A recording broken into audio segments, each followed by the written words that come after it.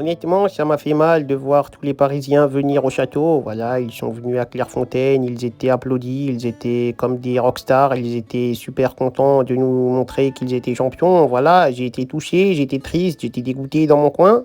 Et tout d'un coup, je vois Marcus. Lui aussi, il était dégoûté et en plus de ça, il devait les applaudir, les flatter alors qu'il avait le seum, il a perdu cette finale.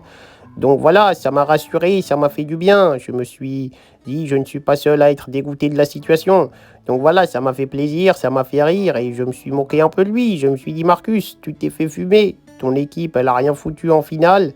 Vous n'avez même pas eu une action concrète. Et finalement, de voir la douleur de Marcus Thuram, le dégoût dans ses yeux, ça m'a fait plaisir et je me suis dit, il n'y a pas que moi qui souffre dans ce moment de communion avec les joueurs du PSG.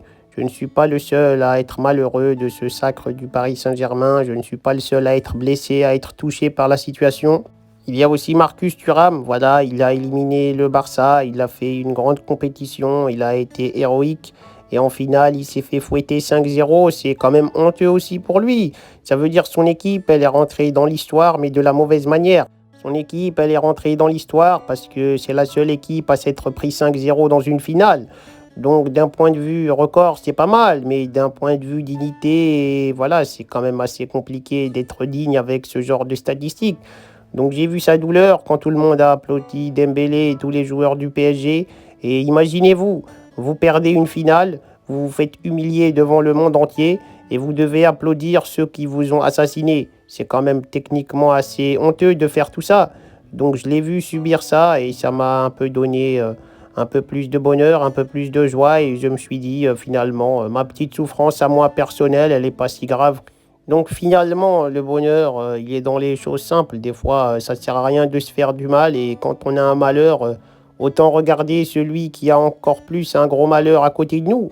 Et là, c'était Thuram. Donc voilà, grâce à lui, je vais mieux, je me sens bien et j'accepte même plutôt bien cette victoire du PSG finalement, grâce à Marcus.